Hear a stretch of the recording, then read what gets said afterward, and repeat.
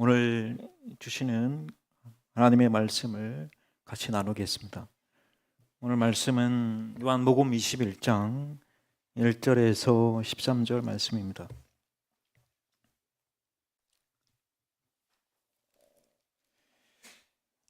신약 184쪽에 있습니다.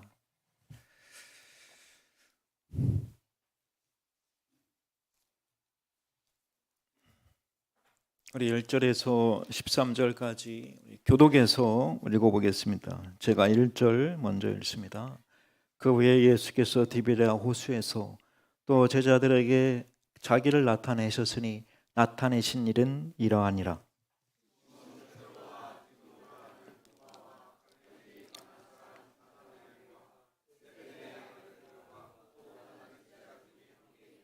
시몬 베드로가 나는 물고기 잡으러 가노라 하니 그들이 우리도 함께 가겠다 하고 나가서 배에 올랐으나 그날 밤에 아무것도 잡지 못하였더니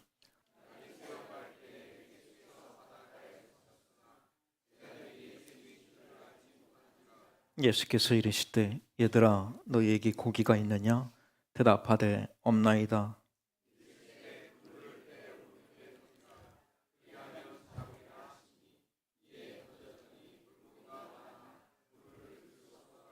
예수께서 사랑하시는 그 제자가 베드로에게 이르되 주님이시라 하니 시몬 베드로가 벗고 있다가 주님이라 하는 말을 듣고 겉옷을 두른 후에 바다로 뛰어내리더라.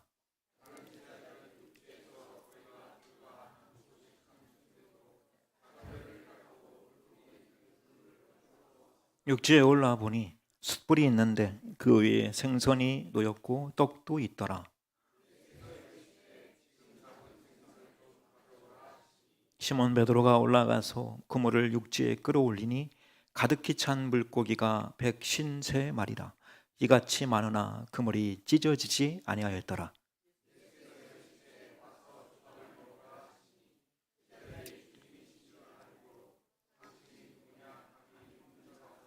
같이 읽겠습니다.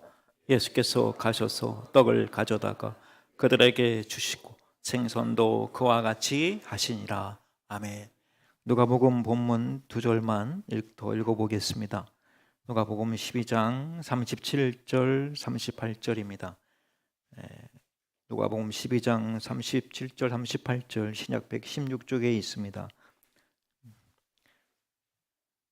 같이 한 목소리로 읽겠습니다.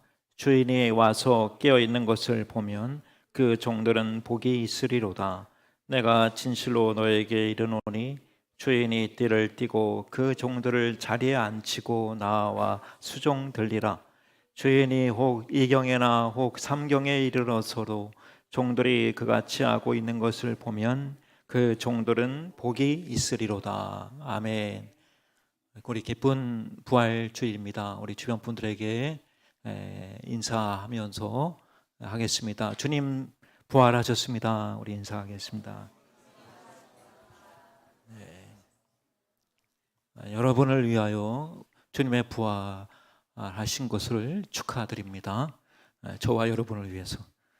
오늘은 이렇게 그리스도께서 십자가에 못 박혀서 고통과 버림을 받으시고 죽음을 맛보시고 무덤에 장사된 바 되시고 그리고 그가 말씀하시던 대로 3일 만에 다시 살아나신 부활절입니다.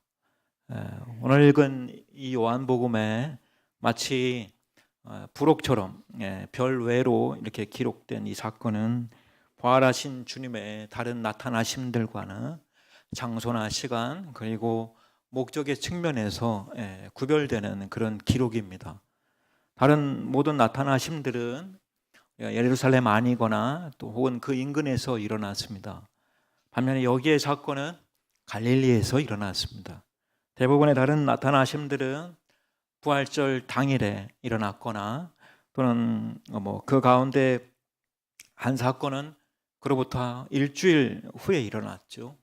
반면에 오늘 여기 사건은 제자들의 이동 시간이나 이것들 이렇게 고려해 볼 때 상당한 시간이 이렇게 흐른 후에 일어났음이 분명합니다. 또 다른 나타나심들의 목적은 주님께서 부활의 사실을 이제 확실히 하심으로써 제자들의 믿음을 확고히 하시기 위한 것이었죠. 반면에 오늘 여기에서는 그러한 목적은 뒤로 물러나고 있습니다. 오늘 부활절을 맞이해서 이 본문 속에서 우리가 중요한 귀한 내용을 우리가 함께 주목해 보고자 합니다. 먼저는 여기서 주님의 교회와 또 교회를 구성하는 그런 개인들에 대한 영속적인 주님과의 관계를 우리가 보게 됩니다. 요동치는 바다에서 밤새도록 수고한 제자들을 위해 부활하신 주님은 바닷가에서 그들을 맞이하시고 위로하십니다.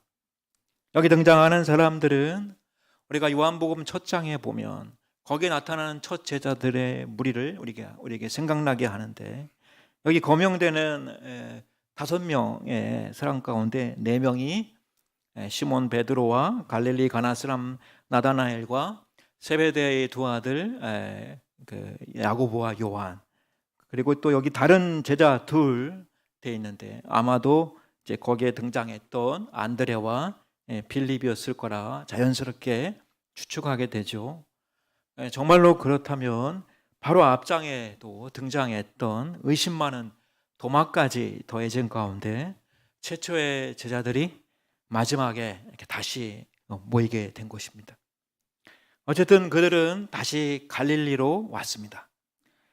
우리는 여기에서도 베드로가 전체 무리를 이끌고 있는 것을 보게 되죠. 먼저 베드로가 제안을 하죠. 나는 물고기 잡으러 가노라.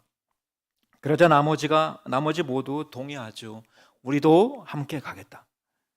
우리는 이 상황을 쉽게 이런 식으로 이렇게 단정해서 읽어서는 안 됩니다. 야, 이제 다 끝났어.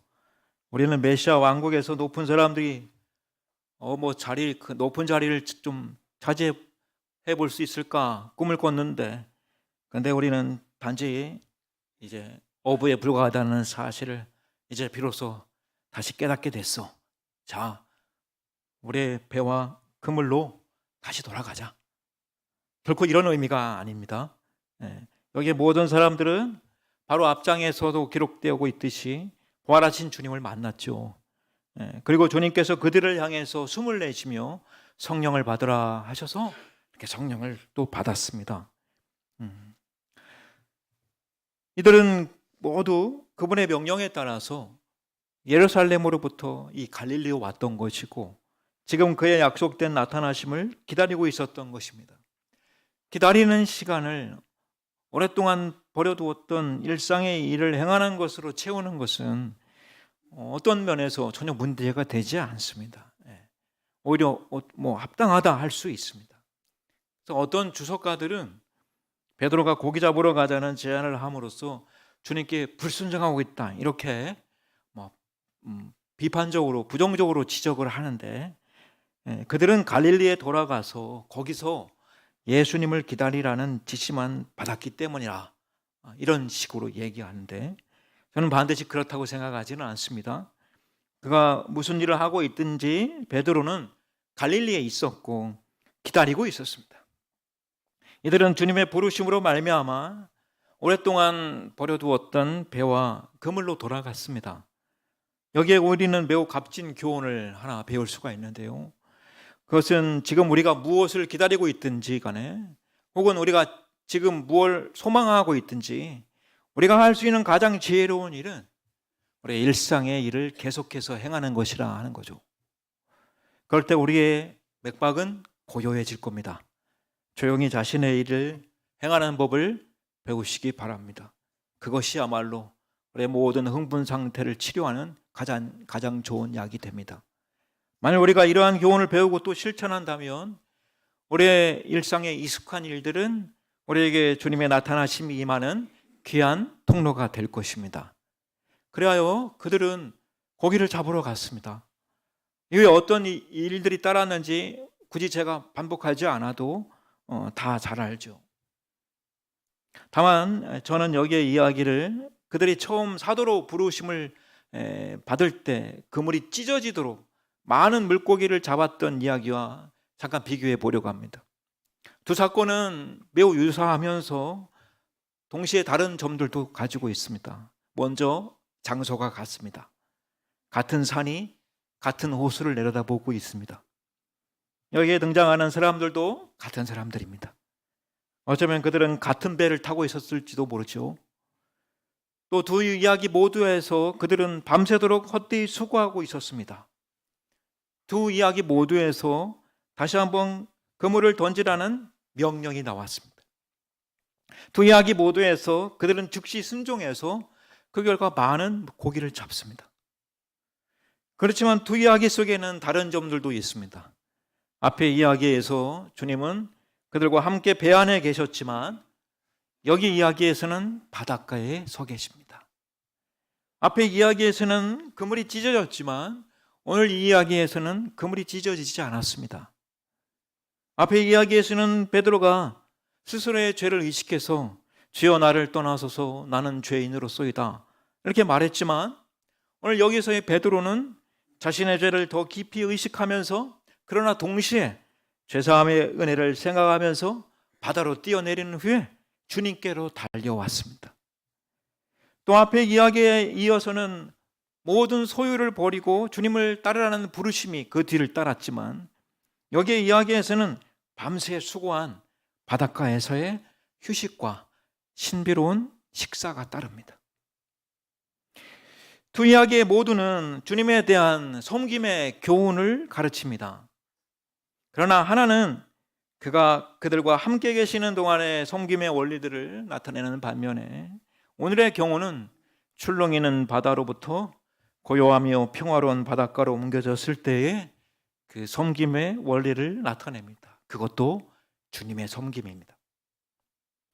우리는 고기를 잡느라 수고한 제자들의 지난 밤을 여러 가지의 상징적인 의미로 취해 볼 수 있습니다. 어둠이 내리고 둘러싼 웅장한 산들의 그림자가 그 호수에 드리워지는 고요한 수면으로 별들이 반짝이는 광경을 떠올려 볼 수가 있습니다. 그들은 밤새도록 그물을 던지고 또 던지고 또 던집니다. 그물을 끌어올려 보지만 그러나 그물 안에는 아무것도 없습니다. 다만 진흙이나 물풀들만이 올라올 뿐입니다. 그러한 가운데 새벽의 첫 미명이 저 동쪽 하늘로부터 희미하게 동토하고 있습니다. 하지만 그들은 여전히 고기 잡는 일에 열중하고 있느라 가까운 바닷가로부터 들려오는 음성의 실체를 인식하지 못합니다. 얘들아, 너에게 고기가 있느냐? 그들은 실망한 어투로 대답하죠. 없나이다. 이것은 우리 모두를 위한 상징이 됩니다. 그들은 실망한 어투로 그렇게 대답을 하고 나서 그러면서 또 그들은 피곤하고 또 지친 상태로 어둠 속에서 노를 젓고 있습니다. 그들은 완전히 실패한 것처럼 보이죠. 그러면 어떻게 해야 될까요? 염려하지 말고 다시 한번 그 그물을 던지십시오. 어둠은 신경 쓰지 마십시오. 추운 것도 신경 쓰지 마십시오. 몸을 젖게 하는 물보라는 신경 쓰지 마십시오. 피곤한 것은 신경 쓰지 마십시오. 고기 잡는 배 안에 있을 때 여러분은 거실에 있을 때처럼 편안한 것을 기대할 수는 없습니다. 여러분은 항상 여러분의 그물이 물고기들로 가득 찰 것을 기대할 수는 없습니다.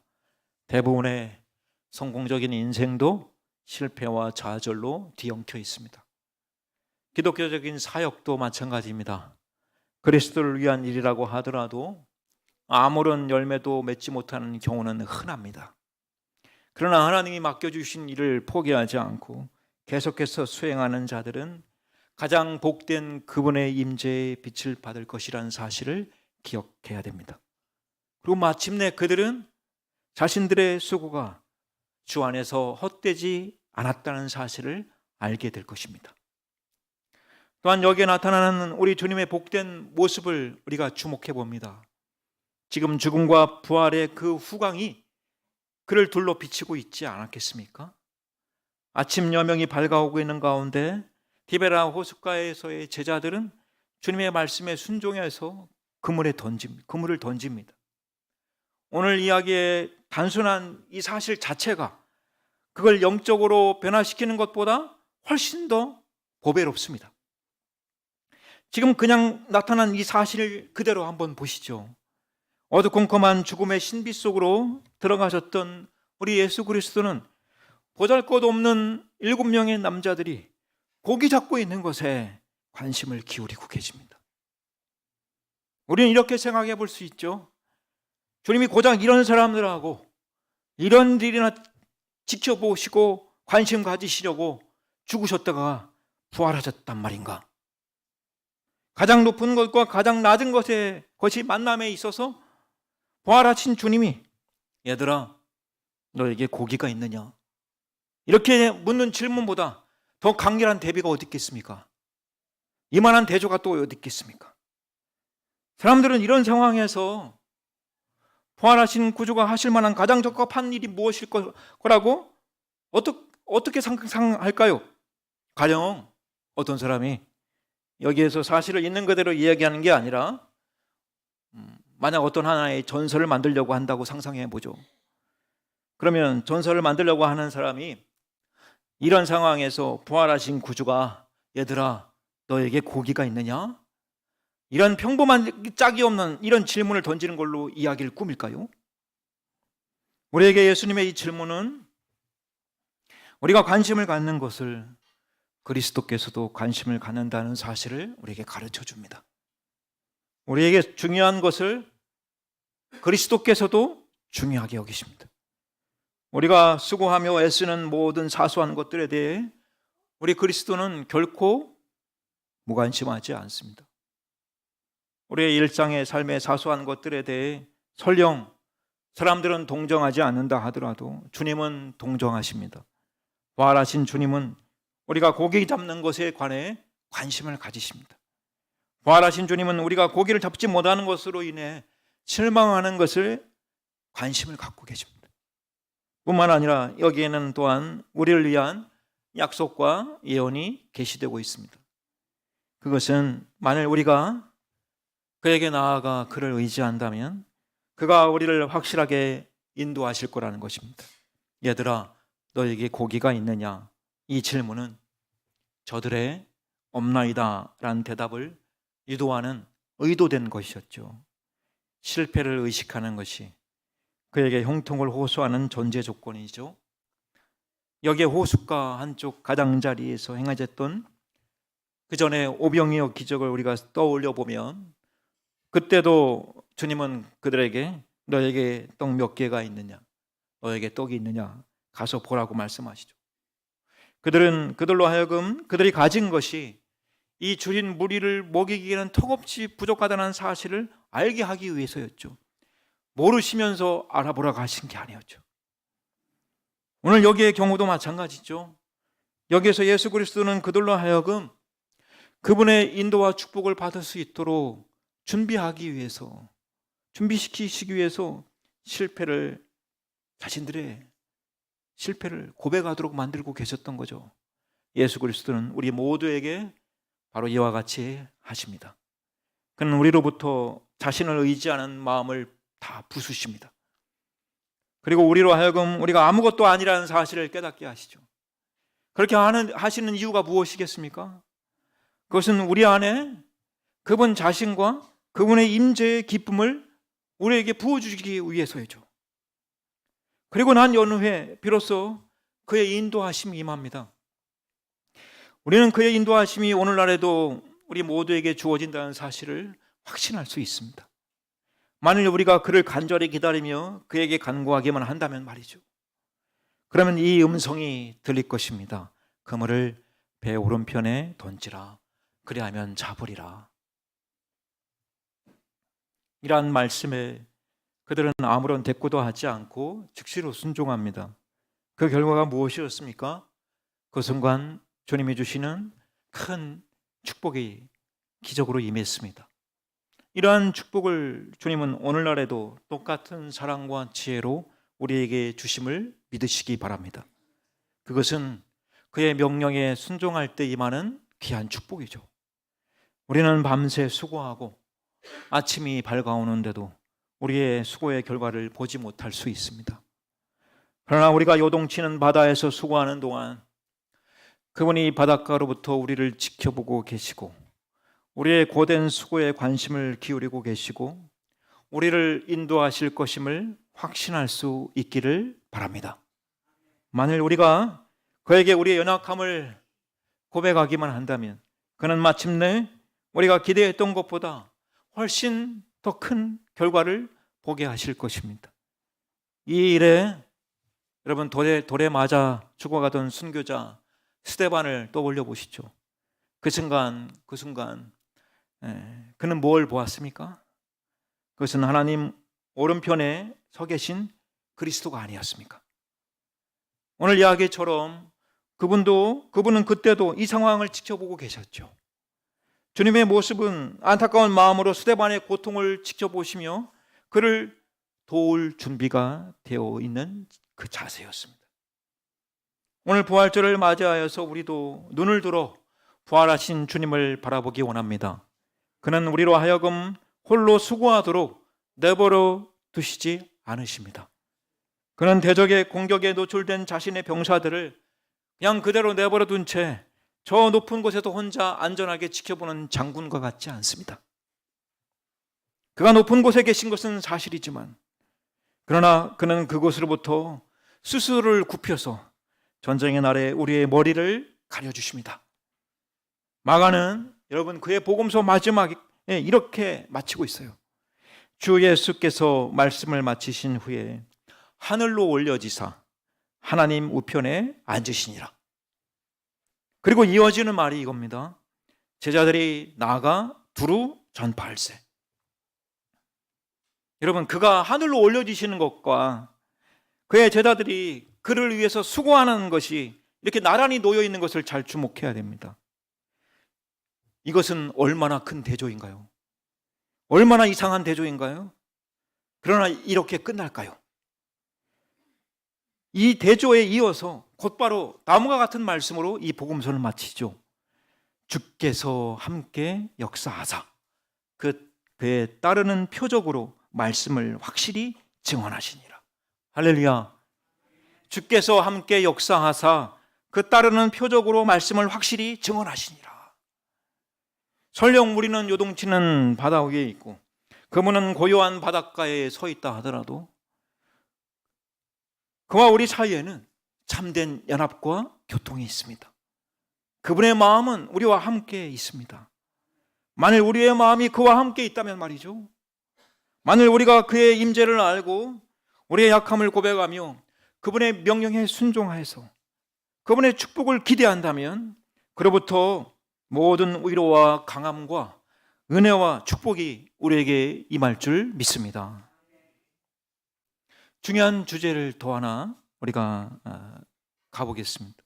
요한이 예수님을 이렇게 알아보고 베드로가 즉시로 뛰어내려서 주님 앞에 달려간 이야기도 흥미롭지만 넘어가서 오늘 후반부에 내용을 이루는 부활하신 주님이 이제 바닷가에서 그분의 수고한 그 제자들을 위해서 식탁을 준비하는 이야기에 초점을 맞춰 보겠습니다. 숯불과 그 위에 놓인 생선과 떡은 그리스도 자신이 준비한 것이었습니다. 9절이죠. 육지에 올라와 보니 숯불이 있는데 그 위에 생선이 놓였고 떡도 있더라. 주님이 준비하신 거죠. 우리는 여기에서 어떤 기적이 있었음을 듣지 못합니다. 너무나 평범한 일이죠. 주님이 숯불을 피우셨고 그분이 제자들을 먹일 생선과 떡을 준비하셨어요. 그리고 주님은 그들에게 지금 잡은 생선을 좀 가져와 보라 그렇게 말씀하십니다. 그는 그들의 수고를 받으시고 그들의 수고의 열매를 자신이 준비하신 것에 더하시죠. 그리고 계속해서 주님은 그들에게 와서 조반을 먹으라 말씀하십니다. 왜냐하면 이른 아침이었으니까. 그들은 큰 경외심에 사로잡혔고 식사는 조용하게 진행됐습니다. 아마도 아무도 쩝쩝거리며 먹지를 않았겠죠. 그들은 아무 말도 하지 않았고 주님도 마찬가지였어요. 그들은 그가 누구인지 알았습니다. 제자들이 주님이신 줄 아는 거로 우리도 누가 울고 있는지를 압니다. 제자들이 주님이신 줄 아는 거로 당신이 누구냐 감히 묻는 자가 없더라 했어요. 요한은 당시의 분위기를 이렇게 전하죠. 여기에서 우리는 주님이 그들의 수종을 들고 계신 것을 발견합니다. 주님은 그들을 초대한 주인이시면서 동시에 스스로를 그들의 종으로 만드시죠. 그는 떡을 가져다가 그들에게 주시고 생선도 그와 같이 하셨습니다. 자, 여기 떡과 생선 내가 숯불에 구워놨으니까 와서 가져다 먹어라 이렇게 하신 게 아니란 거죠. 가져다가 주신 겁니다. 공동번역이나 새번역을 보니까도 거기도 예수께서 제자들에게 가까이 오셔서 빵을 집어주시고 또 생선도 집어주셨다, 이렇게 번역했어요. 이것은 우리에게 무엇을 가르칠까요? 하나는 주님이 그의 종들을 위해 식사를 준비하는 등의 이 비천한 일을 행하시는 사실을 발견합니다. 그것도 부활하신 주님께서. 여기 7사람은 물에 젖고 피곤하고 춥고 배고팠죠. 그들이 고깃배로부터 나왔을 때 필요로 했던 첫 번째 일은 몸을 녹이고 속을 따뜻하게 해줄 아침 식사를 하는 거죠. 그 순간 예수 그리스도는 그들에게 할 말이 매우 많으셨습니다. 가르칠 것도 많으셨습니다. 또 그들과 세상 전체를 위해서 하실 일도 많이 있었죠. 그러나 그가 생각한 첫 번째 일은 그들에게 따뜻한 음식을 먹이는 일이었습니다. 우리는 물질적인 필요를 대수롭지 않게 여겨서는 안 됩니다. 지금도 여전히 그의 손이 우리를 먹이고 계시다는 사실을 기억해야 되죠. 죽은 자 가운데 다시 살아나신 예수 그리스도가 이렇게 생각하셨습니다. 나의 종들이 밤새도록 수고하고 바닷가로 올라오고 있구나. 얼마나 지치고 피곤할까. 내가 그들의 마음과 영혼을 돌보기에 앞서서 먼저 그들의 몸을 돌보리라. 예수 그리스도는 또 이 말을 듣는 저와 여러분 모두를 돌보실 것입니다. 그는 우리에게 그의 피와 살만이 아니라 일용할 떡도 주시고 물도 주실 것입니다.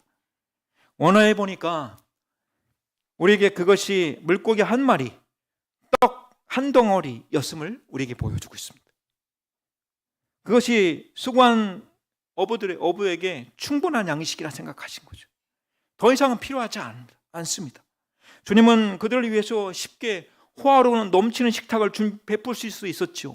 그러나 그의 언약 속에는 과도한 건 없습니다. 오직 필요한 만큼만, 일용할 양식만 주어질 것이죠. 우리는 우리의 바람을 그분의 이 언약 속에, 약속에 맞춰야 됩니다. 우리는 필요 이상의 과도한 것을 바라서는 안 되죠. 무엇보다 불을 구하는 것만큼 어리석은 건 없습니다. 작은 것을 필요로 하는 자는 자신이 필요로 하는 것을 주님으로부터 가장 확실하게 받을 것입니다. 큰 것을 구하고 불을 구하는 사람은 자신이 필요하는 것을 놀랍게 공급하시는 주님의 손길을 경험하지 못합니다. 뿐만 아니라 이 말씀에는 다른 모든 필요들이 공급될 것을 보증하는 그런 것이 들어있습니다. 본문의 상징은 실제로는 나누어지지 않는 두 가지를 필연적으로 나누고 있습니다. 그리스도께서 여러분의 일 속에서 여러분에게 주실 것은 이 세상에 요동치는 바다에서의 모든 수고가 없어지고 더욱이 하늘에서의 모든 안식과 결실도 아니죠. 그것은 지혜와 인내와 용기와 의와 성장을 위해 여러분의 영혼이 필요로 하는 모든 것일 겁니다. 일을 마치고 나서 얻어지는 어떤 것보다 일하는 과정 속에서 얻어지는 어떤 것이 훨씬 더 낫습니다. 예수 그리스도는 우리의 일을 축복하시죠. 우리의 일은 그리스도로 말미암아 진척되고 형통됩니다. 일 자체가 우리를 보양하는 양분이 되고 우리를 보호하는 울타리가 됩니다. 그래서 우리가 삼손의 이야기를 떠올려 보면 삼손의 이야기에서처럼 먹는 자에게서 먹는 것이 나올 것입니다. 과거의 싸움과 슬픔에 죽임당한 사자들은 우리가 다음에 가서 볼 때 꿀로 가득 차 있을 것입니다. 그러면서 우리는 이 본문의 낮과 밤, 그리고 바다와 바닷가 사이의 대조를 주목할 때 우리는 여기에서 매우 상징적일 뿐만 아니라 또 중요한 우리를 향한 예언을 발견합니다. 종들이 어두운 바다에서 수고하고 있는 동안 부활하신 주님이 바닷가에서 조반을 준비하시는 여기 이 이야기 속에서 상징적인 예언을 발견하는 건 너무나 타당하고 또 합당하죠. 여러분, 계속적으로 요동치는 바다와 대조되는 흔들림 없는 견고한 바닷가, 고된 밤과 대조되는 밝아오는 아침, 그리고 그리스도께서 준비하신 만찬, 이것은 예전부터 땅과 하늘 사이에 대조를 나타내는 상징으로 취해졌죠. 여기에서 장차 그리스도께서 자신을 위해 수고한 종들을 맞아주실 것이고 그날 그들은 하늘의 떡을 먹으며 만족할 것이라는 예언을 못 보는 건 정말 보아야 될 것을 못 보는 것이기도 하죠.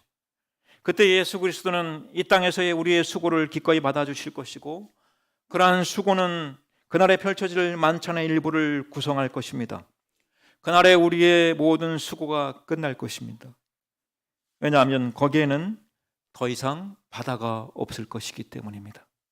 계시록 마지막 21장 1절에 요한은 이렇게 시작하죠. 또 내가 새 하늘과 새 땅을 보니 바다도 다시 있지 않더라. 그분은 오늘 본문에서처럼 자신이 준비한 만찬에 우리의 수고의 열매를 더하실 겁니다. 우리가 이 땅에서 행한 모든 결과들은 저 하늘의 축복 가운데 결코 작은 부분이 되지 않을 겁니다. 바울이나 요한이 사람 낚는 어부의 일을 통해서 얻은 영혼들을 한번 생각해 보시죠. 바울이 데살로니가 교회에 이렇게 말하죠. 우리의 소망이나 기쁨이나 자랑의 면류관이 무엇이냐? 그가 강림하실 때 우리 주 예수 앞에 너희가 아니냐? 이렇게 말했던 것처럼 사람 낚는 어부들인 그들에게는 그들이 잡아올린 그들이 곧 자신들의 소망과 기쁨과 자랑의 면류관이 될 것입니다. 같은 말씀으로 요한계시록 14장에서 우리는 주 안에서 죽는 자들은 복이 있도다라는 말씀을 보게 되는데 그러한 복은 오늘 본문의 바닷가에서의 이 신비한 식사에 의해 부분적으로 예언되고 있습니다. 그들은 자신들이 수고를 그치고 쉬고 있습니다. 왜냐하면 자신들을 위해 준비된 식탁을 발견하고 그 식탁에 참여하기 위해 그들이 앉기 때문이죠. 그리고 그들이 행한 일이 그들을 따릅니다. 왜냐하면 그들은 자신들이 잡은 물고기를 가져오기 때문이죠. 방금 말씀드린 요한계시록 14장에 그 말씀을 자세히 보면 이렇게 나옵니다. 또 내가 들으니 하늘에서 음성이 나서 이르되 기록하라. 지금 이후로 주 안에서 죽는 자들은 복이 있도다 하시매 성령이 이르시되 그러하다. 그들이 수고를 그치고 쉬리니 이는 그들의 행한 일이 따름이라 하시더라. 뒷부분을 자세히 직역하면 이렇습니다. 그들의 행위가, 그들의 행사, 그들의 일, 그들의 역사가 그들의 뒤를 항상 함께 뒤따르기 때문이라. 그리고 그리스도 자신이 그들에게 수종드십니다. 그래 오늘 읽은 누가복음 본문 주인이 와서 깨어있는 것을 보면 그 종들은 복이 있으리로다. 내가 진실로 너에게 이르노니 주인이 띠를 띠고 그 종들을 자리에 앉히고 나와 수종들리라. 이 말씀이 오늘 디베라 바닷가에 찾아오신 부활하신 주님께서 하신 것처럼 성취될 것입니다. 이제 말씀의 결론으로 나갑니다. 오늘 읽은 여기의 장면은 우리에게 얼마나 큰 위로와 격려가 되는지 모릅니다. 우리의 인생은 수고와 실패로 가득하죠. 우리는 밤중에 바다에 있습니다. 우리는 고기를 잡느라 애쓰는 가운데 물에 젖고 지치고 피곤합니다. 우리는 쉬지 않고 무거운 노를 져야 되고 계속적으로 그물을 던져야 되죠. 그럼에도 불구하고 우리는 너무나 자주 빈 그물을 끌어올리죠. 그러나 우리는 홀로 수고하고 있지 않습니다. 그분은 폭풍을 가로질러 우리에게 오십니다. 그는 밤중에 우리와 함께 계십니다. 그것은 보이지 않는 임재지만 이것만큼 가장 실제적인 임재는 없습니다. 만일 우리가 그의 말씀에 인도하심과 내주하시는 성령과 그의 완전히 충족된 모범을 따른다면, 그리고 그분의 뜻을 따라 우리의 일상의 삶을 이루고자 추구한다면 우리는 헛된 일에 우리의 힘을 허비하도록 내버려지지 않을 것입니다. 그리하여 우리의 수고는 결코 헛되지 않을 것입니다. 아침이 밝을 때 우리는 바닷가에 고요히 서 계시는 그분을 보게 됩니다. 갈릴리 바다의 위대한 항해사가 영원의 바닷가로 우리의 연약한 배를 인도해 주실 것입니다. 그리고 동력으로부터 해가 떠오를 때 우리는 더 이상 요동하지 않는 그 단단한 땅에 상륙해 있을 것입니다.